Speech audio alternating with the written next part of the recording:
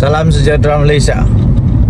Selamat pagi tuan-tuan dan perempuan. Selamat petang, selamat tengah hari, selamat malam, selamat semualah. Selamatlah pada bila-bila masalah anda menonton video ini. Terima kasih kerana menonton video-video dalam channel ini. Saya menghargai anda semua. Terima kasih jutaan, bilion terima kasih bagi anda semua. Bagi yang belum subscribe, tekan butang subscribe, tekan notifikasi supaya dapat selalulah berita-berita dari channel ini. Okey. Selepas Muhyiddin Yassin kalah teruk, memalukan. Ini pemimpin teladan, tapi jadi teladan pula benda yang buruk. Menjadi teladan pemfitnah pula. Aduh, begini kah pemimpin? Pemimpin kah yang suka memfitnah? Tapi memang ada juga yang undi dia. Dia pergi gampang lah. Tu bos kamu, bukan bos saya, bukan bos kami. Jadi kalau kamu mau undi dia, walaupun sudah terbukti dia memfitnah dan dia ini kaki fitnah, terpulanglah. Selepas Muhyiddin Yassin kalah teruk kepada Lim Guan Eng yang bernilai 1.3 juta ringgit Malaysia. 1.3 kah? 1 juta lah yang pasti, 1 juta. Oi, kaya Lim Guan Eng, kaya Lim Guan Eng, kaya. Itu kes yang ada harapan boleh kalah tau. Ada harapan boleh kalah kepada Lim Guan Eng. Iaitu sekurang-kurangnya ada jugalah hujah-hujah yang bernas daripada Muhyiddin Yassin. Tapi ini satu lagi ni yang dijangka akan memang kantoi habis koyak memalukan. Aduh, malunya. Beginikah doktor Siti Mastura? Itu kan nama dia tu. Lucu orang ni tau, lucu betul. Lucu memang. Aku pun dah tahu macam mana dia boleh jadi doktor. Yang dia fitnah, dia kata Lim Guan Eng ni ada kaitan dengan Lee Kuan Yew. Lepas tu diceramah dia, aduh, entahlah otak simpan mana otak. Adakah dia kata Lee Kuan Yew tu Lim Kuan Yew? Ada L-I-I lah, L-I-I tu Lee, bukan Lim. Ini dijangka anak didik kepada Hadi Awang ini dijangka akan kalah teruk dengan mudah. Ini macam mana bergolek-golek pun golek lah kau. Golek lah kau, macam mana pun golek lah. Tapi kau akan kalah juga. Confirm, ini confirm kalah. 120 juta % kalah. Kalau tiba-tiba Siti Mastura menang, memang sejarah Malaysia akan berubah, sejarah Singapura akan berubah, sejarah Asia akan berubah, sejarah dunia akan berubah. Sejarah dunia akan berubah sebab rupa-rupanya Perdana Menteri Singapura bukanlah Lee Kuan Yew, tapi Lim Kuan Yew. Ini memang confirm kalah teruk ni. Macam mana boleh jadi Lim Kuan Yew? Lee Kuan Yew lah, Lee. Tahu lah Lee. Ni Siti Mastura ni memang doktor, dia memang doktor yang baca L-I-I tapi nampak L-I-M. Ini memang kalah teruk habis lah. Sekali lagi memang Lim Guan Eng kaya lagi, kaya. Lepas tu fitnah lagi lah. Lim Guan Eng kaya sebab dia makan duit haram. Kaya dia kaya sebab dia dapat 2 juta hasil daripada fitnah Muhyiddin dan dapat hasil daripada fitnah Siti Mastura. 2 juta. Woi, banyak tu. Jadi terima kasihlah. Nanti Lim Guan Eng kata terima kasihlah sebab fitnah saya. Teruskan ya. Kena bayar saya juta-juta. Lepas tu kamu pula kena sedia masuk neraka. Baru kau tahu kau rasa oren. Jadi bertobatlah. Janganlah memfitnah lagi. Hidup ini pendek. Jangan sia-siakan. selagi ada kesempatan bertobatlah. Selagi ada kesempatan bertobatlah dan jangan lagi berbuat fitnah. Okey. So, tahniah diucapkan kepada Lim Guan Eng. Nama dia masih Lim Guan Eng, belum lagi jadi Lee Guan Eng, belum. Dia masih lagi Lim Guan Eng. Okey, tahniah diucapkan bagi pemimpin-pemimpin PAS yang tertentu yang suka memfitnah, berhenti membuat fitnah dan bertaubatlah. Kita jumpa lagi. Bye-bye. Salam sejahtera Malaysia. Pelik jugalah bekas bekas Perdana Menteri kamu ni. Pelik juga Tan Sri Mahyadin ni, Mat Yassin ini. Pelik juga Hamzuh Zahinuddin ni. Pelik, betul pelik tau. Macam seolah-olah dorang dah pernah jadi menteri dalam negeri. Yang difitnahnya diri sendiri. Yang difitnahnya diri sendiri. Lucu, tahu lucu. Yang dia fitnah diri sendiri, yang dia bodoh-bodohkan diri sendiri, yang dia kantoikan pun diri sendiri. Menteri Dalam Negeri baru kemarin dia kantoikan manusia-manusia kaki fitnah ni. Aduh, pelik bin ajaib. Harus diingat, Hamzah Zainuddin pernah menurut video itulah, menurut video di parlimen ini ya, di parlimen, bukan di tepi rumah kami, bukan juga di tepi kandang sapi kamu, bukan, tapi di dalam parlimen Dewan Rakyat. Datuk Seri Saifuddin Nasution, ketika dia menjawab soalan daripada pemfitnah malang ini, yang teruk ini, yang tak malu ini, memang kantoi habislah. Dia sebut satu-satu. Hamzah Zainuddin pernah jadi Menteri Dalam Negeri. Pago tu siapa? Abah kau lah. Abah kau, bekas Perdana Menteri. Dia pun pernah jadi Menteri. Siapa lagi? Termasuklah Zahid Hamidi, pernah jadi Menteri Dalam Negeri. Waktu kaki fitnah daripada Perikatan Nasional ni, cuba fitnah, dia kata apa? Ada 1.2 juta rakyat China yang diberi warga negara. Aduh, satu biji Menteri Dalam Negeri sekarang kasih balun kau. Tahukah tidak? Sejak tahun 2000 berapa? 2013, 2018? Dah kisahlah dari bila. Tapi sejak Muhyiddin, sejak daripada Hamzah Zainuddin, sejak daripada yang apa? Dulu-dululah. Tahukah tidak? Menurut fakta, nombor data daripada pengkalan data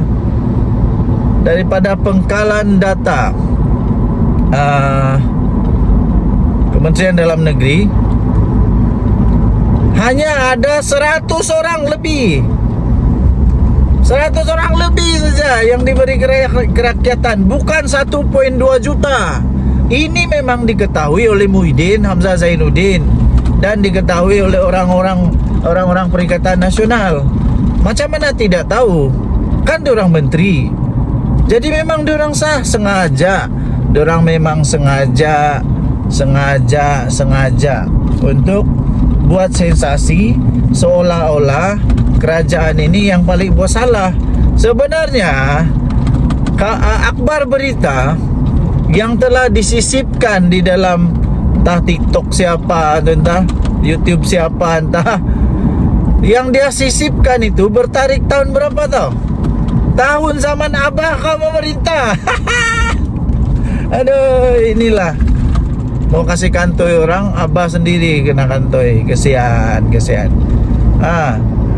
Itu newspaper Keratan Akhbar yang disisipkan itu zaman abah kau Muhyiddin Yassin, bukan zaman PMX yang terhebat ini, bukan. Itu zaman abah kau. Jadi bukan ada 1 juta. Yang hairan ini, kenapa lah fitnah begini lagi? Aduh, sudahlah, berhentilah buat fitnah. Tidak ada guna buat fitnah. Tidak berkat kamu punya perjuangan nanti. Walaupun kata berjuang untuk agama apa, tidak berkat. Tidak berkat tau.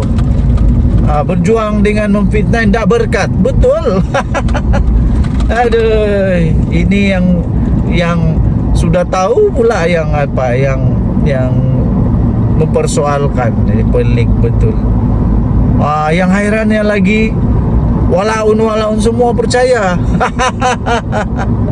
Walaun semua percaya. Yang hairan lagi, yang paling hairan, macam mana ada orang boleh fitnah benda yang pelik begitu. Hairan aku. Okay.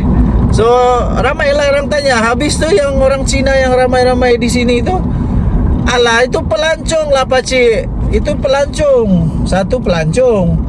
Kedua, orang itu ada yang berniaga, urusan bisnes, urusan kerja, urusan sekolah. Itu. Kalau kau mau tutup juga negara ini untuk orang-orang daripada negara China, susah lah kalau begitu. Susah lah, jangan hipokrit lah. Jangan hipokrit.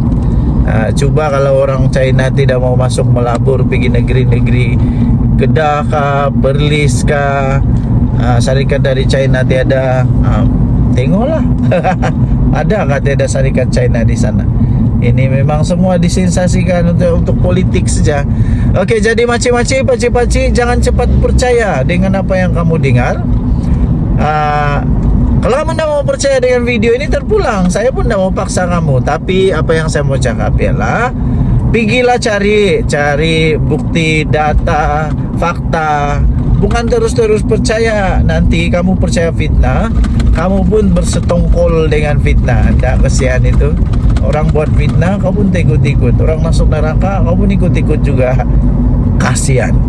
Okey, tinggalkan komen anda. Denyut nadi suara rakyat bergema di channel ini. Jangan lupa tekan butang subscribe, like dan share. Malaysia kita punya, cintai Malaysia aku. Kita jaga kita, bye-bye. Salam sejahtera Malaysia. Denyut nadi suara rakyat bergema di channel ini. Sentiasa menjadi persoalan kepada semua orang yang saya jumpa lah, di tamu kah, di kedai runcit kah, di kedai kopi kah, di tepi jalan kah, di tengah jalan kah, di atas sawah padi kah, tengah mancing kah, tengah buat apa pun, soalan benda yang sama ditanya pada saya, seolah-olah saya ini apa, ensiklopedia ke apa. Saya bukan ensiklopedia juga, bukan semua benda tahu juga. Soalan orang yang memang betul tricky question sebenarnya. Mau jawab susah, anda jawab pun susah. Kalau jawab takut salah, fitnah. Ndak jawab takut orang cakap saya ndak tahu apa-apa. Jadi susah jugalah. Soalan dia ialah, orang tanya siapa rasanya 8 orang, siapa agaknya 8 orang adun yang didakwa. Yang didakwa belum lagi betul tahu nih. Didakwa saja. Tapi buktinya sudah ada. Buktinya sudah ada, cuma belum ada buat laporan pada SPRM. Siapa agaknya 8 orang adun yang dikatakan terlibat di dalam isu skandal rasuah, minta rasuah, terima rasuah, memberi rasuah. Yang terlibat dalam tu video lah, itu isu video audio tu lah. Ada beberapa nama yang memang sudah menafikan. Yang sudah menafikan ada beberapa nama lah. Ada beberapa nama yang sudah menafikan bahwa tidak terlibat. Pertama yang membuat penafian, Dr. Yusuf. Kenapa dia buat penafian? Saya pun dah tahulah. Tapi dia buat penafian lah. Dia buat penafian tidak terlibat. Jadi ingat, dia buat penafian tidak terlibat. Jadi setakat ini dia kata dia tidak terlibat. Itu yang pertama yang membuat penafian. Kedua, yang telah ada di dalam video yang tular. Yang telah tular di video Datuk Rubin. Tapi itu pun belum ada apa-apa tau. Tapi memang video itu memang yang tersebar itulah memang mengejutkan jugalah. Part yang mengejutkan saya, yang paling mengejutkan saya part akhir itu. Itu sejak kamu cakap kah, you're wasting my time. Itu memang betul-betul mengejutkan tau. Betul. Okey. So seterusnya yang membuat kenyataan, yang membuat statement tentang perkara ini tidak lain dan tidak bukan adalah Haji G, Ketua Menteri Sabah sendiri, yang membuat satu statement tentang perkara ini, yang mana beliau berkata beliau sedia untuk memberikan kerjasama kepada SPRM. Lepas tu dia kata pemberi maklumat perlu untuk ditangkap dulu. Pemberi maklumat, iaitu pemberi rasuah lah, orang yang mau bagi rasuah. Tapi pada pendapat saya, dua-dua lah bakal kena tindakan. Yang membagi rasuah pun kasih kena tindakan, yang minta rasuah pun kasih kena tindakan. Baru langam. Begitu, baru langam. Kalau ada orang yang minta rasuah, adalah pemberi rasuah. Kalau tiada orang mau bagi rasuah, tiadalah penerima rasuah. Tapi kalau orang tidak minta rasuah, tiadalah pemberi. Begitulah. Dua-dua pun salah. Okey. Jadi ada beberapa nama lagi yang bakal akan muncul. Saya percaya tidak lama lagi akan ada video lagi yang akan timbul. Jadi adun-adun di Sabah ataupun yang bekas ada kuasa menteri kah, timbalan menteri kah, sekarang bakal panas. Merasa seperti cacing kepanasan di tengah-tengah tanah yang sejuk. Memang ini sekarang akan ada adun-adun yang mulai mencongak-congak, mulai berfikir, mengingat-ingat, aku ada kah itu jadi mana mau lari. Mana mau lari, tunggu saja video kamu akan keluar. Tidak lama lagi. Pertama, kedua, tunggu saja. Kalau memang sudah ada orang buat laporan kepada SPRM, tunggu saja SPRM akan melawat anda. Okey, PRN Negeri Sabah dah lama sudah lagi. PRN Negeri Sabah dah lama sudah lagi. Jadi kalau memang betul 8 orang adun ini kalau memang betul diorang ada terlibat dalam isu rasuah, kalau betul tahu. Tapi ini belum betul. Okey.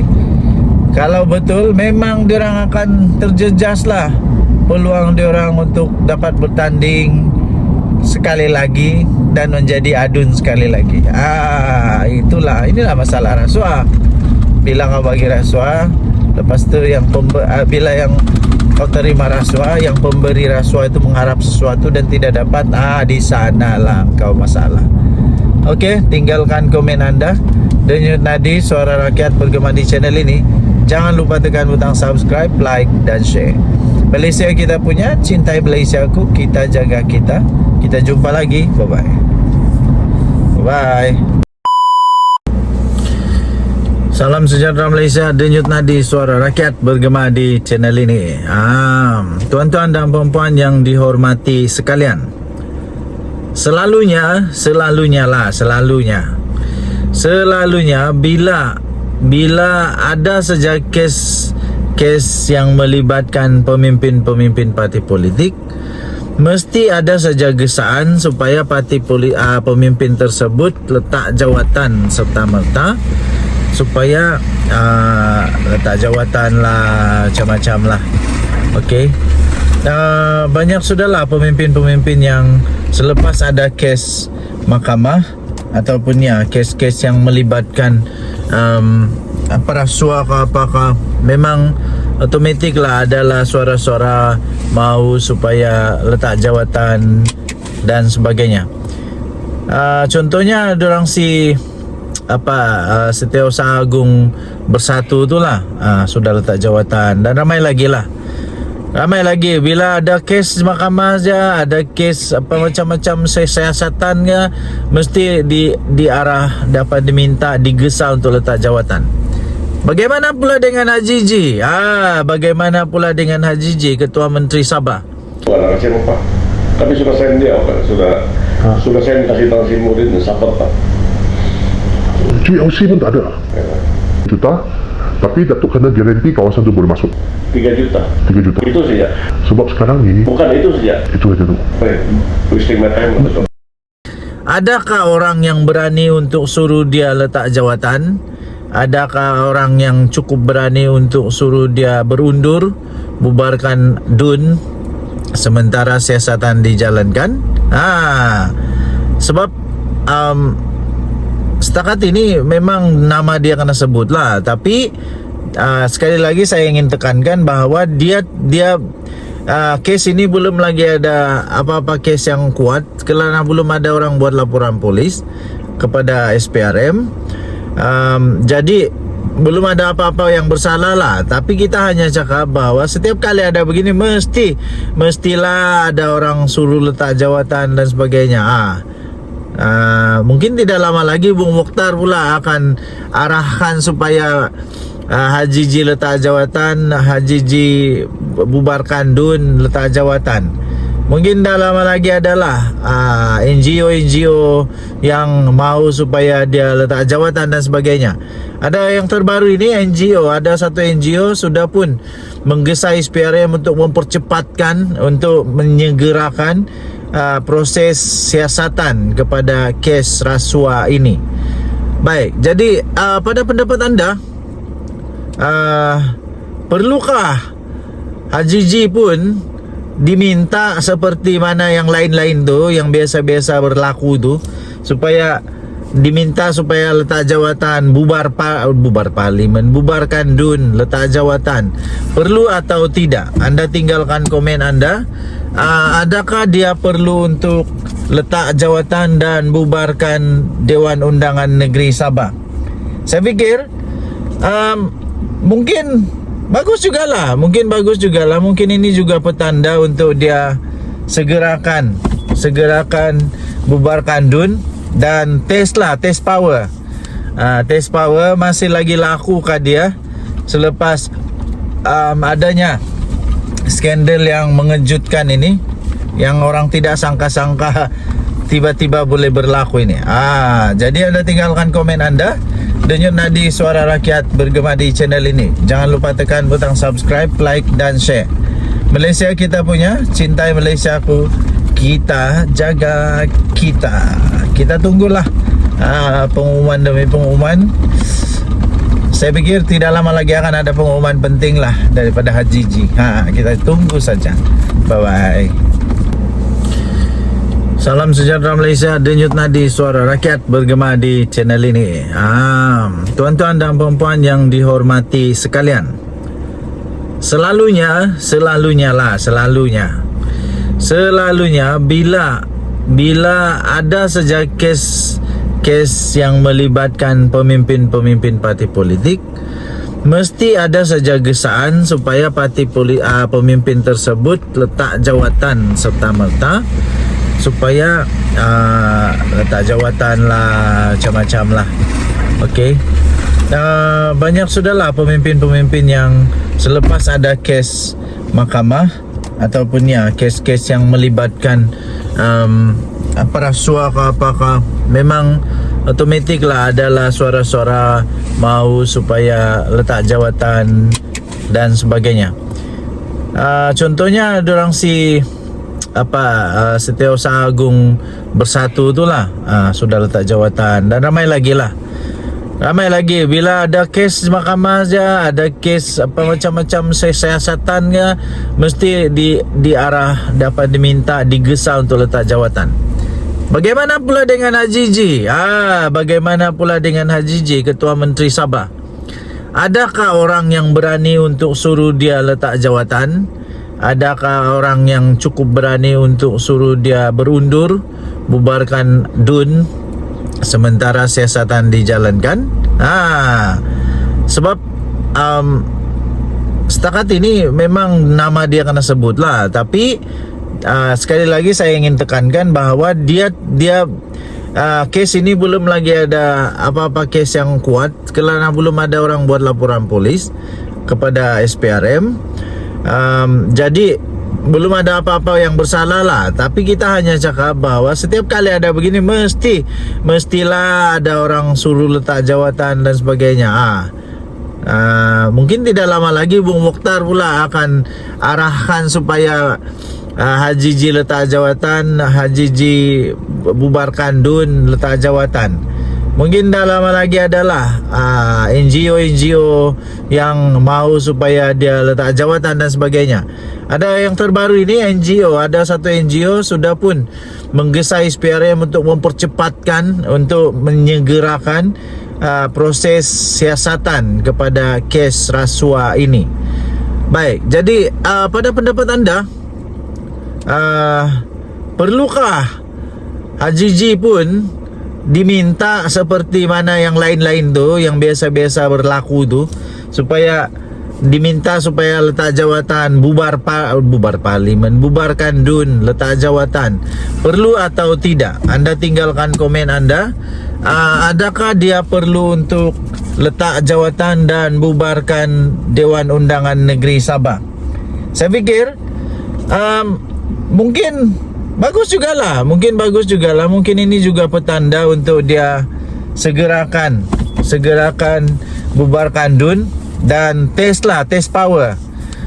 Test power masih lagi laku kah dia selepas adanya skandal yang mengejutkan ini, yang orang tidak sangka-sangka tiba-tiba boleh berlaku ini. Jadi anda tinggalkan komen anda. Denyut nadi suara rakyat bergema di channel ini. Jangan lupa tekan butang subscribe, like dan share. Malaysia kita punya, cintai Malaysiaku, kita jaga kita. Kita tunggulah pengumuman demi pengumuman. Saya fikir tidak lama lagi akan ada pengumuman penting lah daripada Haji Ji. Kita tunggu saja. Bye bye.